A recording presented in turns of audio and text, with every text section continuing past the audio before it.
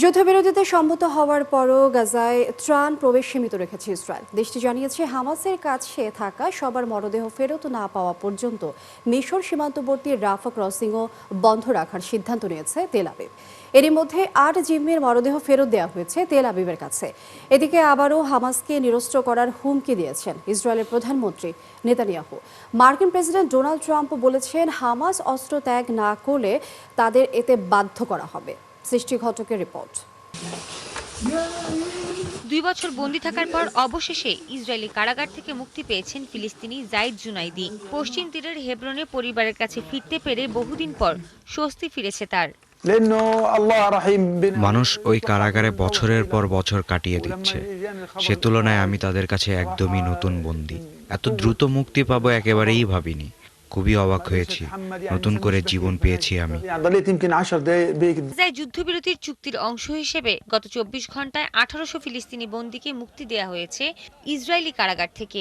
তবে এখনও ইসরায়েলের কারাগারে অবৈধভাবে বন্দী করে রাখা হয়েছে ১১,৪৬০ জন ফিলিস্তিনিকে। অন্যদিকে ইসরায়েলের কাছে মঙ্গলবার আরও ৪ জিম্মির মরদেহ ফিরিয়ে দিয়েছে হামাস। এ নিয়ে ৮ জনের মরদেহ বুঝে পেয়েছে ইসরায়েল। তবে বাকি ২০ জিম্মির মরদেহ ফিরিয়ে না দেয়া পর্যন্ত গাজায় ত্রাণ প্রবেশ অর্ধেক করার ঘোষণা দিয়েছে তেল আবিব। একই সঙ্গে মিশর সীমান্তবর্তী রাফা ক্রসিংও বন্ধ রাখার ঘোষণা দিয়েছে তারা। তবে যুদ্ধবিরতির আগে হামাস মধ্যস্থতাকারী দেশগুলোকে জানিয়েছিল তারা কিছু জিম্মির মৃতদেহের সন্ধান হারিয়ে ফেলেছে। এসব জিম্মির মৃতদেহ খুঁজে পেতে বেশ কয়েকদিন সময় লাগবে। এমনকি ৭ থেকে ৯ জিম্মির মরদেহের সন্ধান আর কখনো পাওয়া যাবে না বলেও ধারণা করা হচ্ছে। এরই মধ্যে হামাসকে নিরস্ত্র করার হুঁশিয়ারি দিয়েছেন ইসরায়েলের প্রধানমন্ত্রী বেনিয়ামিন নেতানিয়াহু। এছাড়া জিম্মিদের সবার মরদেহ ফিরিয়ে আনার ওপর জোর দেন তিনি। জিম্মিদের মরদেহ ফিরিয়ে আনার কোনো চেষ্টা আমরা বাকি রাখব না। এ বিষয়ে আমরা দৃঢ় প্রতিজ্ঞ। প্রত্যেকের মরদেহ তাদের স্বজনদের কাছে পৌঁছে দেব আমরা। হামাস অস্ত্র ত্যাগ না করলে তাদেরকে নিরস্ত্র করতে বাধ্য করা হবে বলে হুঁশিয়ারি দিয়েছেন মার্কিন প্রেসিডেন্ট ডোনাল্ড ট্রাম্প। তারা যদি অস্ত্র ত্যাগ না করে তাহলে আমরা বাধ্য করব, আর এটি হবে খুবই দ্রুত এবং হয়তো সহিংস পথে। এদিকে গাজা সিটির আল রান্তেসি শিশু হাসপাতালের জীবন রক্ষাকারী খুবই মূল্যবান অনেক যন্ত্রপাতি ইসরায়েল হামলা চালিয়ে ধ্বংস করেছে বলে জানিয়েছে ইউনিসেফ। এর ফলে চিকিৎসার অভাবে হাজারো শিশুর মৃত্যুর আশঙ্কার কথা জানিয়েছে সংস্থাটি। সৃষ্টি ঘটক, ৭১। স্পেনের প্রধানমন্ত্রী পেদ্রো সানচেজ বলেছেন হামাস ও ইসরায়েলের মধ্যে যুদ্ধবিরতি হলেও সন্তুষ্ট নয় তার দেশ। তিনি বলেছেন গাজার সংগঠিত গণহত্যার জন্য দায়ীদের জবাবদিহি থেকে মুক্তি দিতে পারে না। গণহত্যার জন্য তিনি ইসরায়েলের শাস্তি দাবি করেন। রেডিও স্টেশন কাদেনা সেরকে দেওয়া এক সাক্ষাৎকারে তিনি বলেন শান্তি মানে দায় মুক্তি নয়। তিনি আরও যোগ করেন গাজায় সংগঠিত গণহত্যার মূল দায়ীরা যেন ন্যায় বিচারের মুখোমুখি হয় এটা নিশ্চিত করতে হবে। কারোর জন্যই দায় মুক্তি থাকতে পারে না। সাংবাদিকরা যখন ইসরায়েলের প্রধানমন্ত্রী বেনিয়ামিন নেতানিয়াহুর বিরুদ্ধে সম্ভাব্য আইনি প্রক্রিয়া নিয়ে প্রশ্ন করেন তখন সানচেজ কথা বলেন। ইসরায়েল অবশ্য শুরু থেকেই গাজায় গণহত্যার অভিযোগ সম্পূর্ণ অস্বীকার করে আসছে। স্পেন ইউরোপের মধ্যে গাজা ইসরায়েলি অভিযানের সবচেয়ে কণ্ঠশালী সমালোচকদের অন্যতম।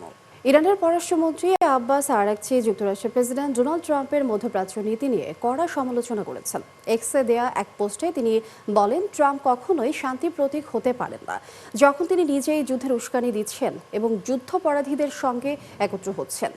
পারমাণবিক অস্ত্র তৈরির কাছ থেকে ইরান কয়েক সপ্তাহ দূরে ছিল। ট্রাম্পের সাম্প্রতিক এই দাবিকে আরাকচি বড় মিথ্যা বলে অভিহিত করেন। তিনি বলেন যুক্তরাষ্ট্রের নিজস্ব গোয়েন্দা সংস্থাগুলিও এমন কোনো প্রমাণ দেয়নি যে ইরান অস্ত্র তৈরির পথে ছিল। ইরানের এই মন্ত্রী যুক্তরাষ্ট্রের সাম্প্রতিক ইরান বিরোধী বিমান হামলারও নিন্দা করেন যেখানে ১,০০০-এরও বেশি সাধারণ মানুষ নিহত হন। তিনি জানান ইরান সম্মানজনক ও পারস্পরিক স্বার্থভিত্তিক কূটনৈতিক আলোচনায় উন্মুক্ত থাকবে, তবে কোনো হুমকি বা জবরদস্তি মেনে নেবে না। অবশেষে মাদাগাস্কারের ক্ষমতা দখলে নিলেও দেশটির সেনাবাহিনী। জাতীয় রেডিওতে দেয়া বক্তব্যে বিদ্রোহী সেনাদের নেতৃত্ব দেয়া কর্নেল মাইকেল রান্ড্রিয়া নিরিনা এই ঘোষণা দেন। তিনি জানান এখন থেকে সেনাবাহিনী দেশ পরিচালনা করবে। এর আগে প্রেসিডেন্ট আন্দ্রে রাজোয়েলিনার বিরুদ্ধে অভিশংসনের প্রস্তাব পাশ করে সংসদ। রাজোয়েলিনাকে অভিশংসনের পক্ষে পড়ে ১৩০টি ভোট। বিস্তারিত শারমিন স্বপ্নার প্রতিবেদনে।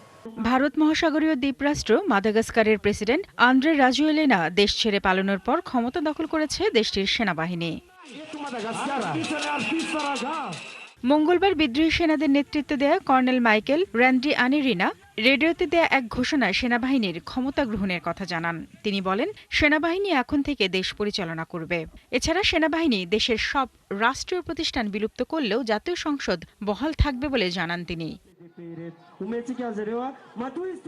এর কিছুক্ষণ আগেই সংসদ প্রেসিডেন্ট রাজোয়েলিনার বিরুদ্ধে অভিশংসনের প্রস্তাব পাশ করে। মাদাগাস্কারের জাতীয় পরিষদে অনুষ্ঠিত ভোটে 130টি ভোট আন্দ্রে রাজোয়েলিনাকে অভিশংসনের পক্ষে পড়ে। তবে তার আগে সংসদ ভেঙে দিয়েছিলেন মাদাগাস্কারের রাষ্ট্রপতি আন্দ্রে রাজোয়েলিনা। এর আগে সোমবার অজ্ঞাত স্থান থেকে ভিডিও বার্তা দেন প্রেসিডেন্ট রাজোয়েলিনা। তবে বার্তায় পদত্যাগের বিষয়ে কিছু উল্লেখ করেননি তিনি। ভিডিও বার্তায় প্রেসিডেন্ট দাবি করেন প্রাণ ভয়ে নিরাপদ আশ্রয়ে নির্বাসনে গেছেন তিনি। তবে তিনি কোথায় আছেন সে বিষয়ে কোনো ধারণা দেননি। সম্প্রতি সেনাবাহিনীর একটি গুরুত্বপূর্ণ অংশের সমর্থন হারান রাজোয়েলিনা। তার বিরুদ্ধে ওই সেনা সদস্যদের অভ্যুত্থানের ষড়যন্ত্রের অভিযোগও তোলেন। মাদাগাস্কারে পানি ও বিদ্যুৎ সংকটের প্রতিবাদে জেন জি আন্দোলনের মুখে দেশ ছেড়ে পালিয়ে যান প্রেসিডেন্ট আন্দ্রে রাজোয়েলিনা। 25শে সেপ্টেম্বর থেকে শুরু হওয়া আন্দোলনে এখন পর্যন্ত অন্তত 22 জন নিহত হয়েছেন। শারমিন স্বপ্না, 71। ইউক্রেনের রাজধানী কিয়েভ সহ দেশটির বেশ কয়েকটি অঞ্চলে একযোগে হামলা চালিয়েছে রাশিয়া। মঙ্গলবার রাতভর এসব জায়গায় ড্রোন ও গ্লাইড বোমা দিয়ে হামলা চালানো হয়। হামলার ফলে কিয়েভ এবং অন্যান্য ইউক্রেনীয় অঞ্চলে বিদ্যুৎ বিভ্রাট দেখা দেয়। দেশটির রাষ্ট্রীয় বিদ্যুৎ ট্রান্সমিশন কোম্পানি জানিয়েছে, সুমি, খার্কিভ, পোলতাভা, দিনিপ্রোপেট্রোভস্ক, কিরোভোভ্রাদ এবং চেরকাসি অঞ্চলে ব্ল্যাক আউটের কবলে পড়ে। যুদ্ধ শুরুর পর থেকেই প্রতি বছর শীতকালে জ্বালানি অবকাঠামো লক্ষ্য করে হামলার মাত্রা বাড়িয়ে দেয় মস্কো। এদিকে খার্কিভে একটি হাসপাতালে হামলার ফলে 57 জন আহত হয়েছে, এর মধ্যে 50 জনই রোগী। এদিকে এইসব হামলার মধ্যে ইউক্রেনের প্রেসিডেন্ট ভলোদিমির জেলেনস্কি শুক্রবার হাউসে ডোনাল্ড প্রেসিডেন্ট ট্রাম্পের সাথে দেখা করতে যাচ্ছেন। বৈঠকে ইউক্রেনকে টমাহক মিসাইল দেওয়ার বিষয়ে আলোচনা করার কথা রয়েছে। পুতিনের সমালোচনায় ট্রাম্প, পুতিন ইউক্রেনের যুদ্ধ শেষ করতে একেবারেই অনিচ্ছুক ট্রাম্প। ইউক্রেন যুদ্ধ নিয়ে আবারও পুতিনের সমালোচনা করলেন মার্কিন প্রেসিডেন্ট ডোনাল্ড ট্রাম্প। হোয়াইট হাউসে আর্জেন্টিনার প্রেসিডেন্টের সাথে বৈঠকের সময় সাংবাদিকদের এক প্রশ্নের জবাবে তিনি বলেন, যুদ্ধ বন্ধ করতে রুশ প্রেসিডেন্ট পুতিন একেবারেই অনিচ্ছুক। এই সময় ট্রাম্প বলেন, পুতিনের সাথে তার ব্যক্তিগত সম্পর্ক ভালো হলেও ইউক্রেন যুদ্ধ নিয়ে তিনি তার উপর খুবই বিরক্ত। ট্রাম্প জানান, এ যুদ্ধ 1 সপ্তাহের মধ্যে শেষ করা উচিত ছিল পুতিনের, যদিও তা তিনি করতে পারেননি।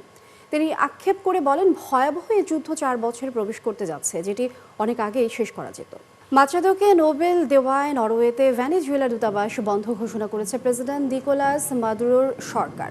ভেনেজুয়েলার পররাষ্ট্র মন্ত্রণালয় এই তথ্য জানিয়েছে।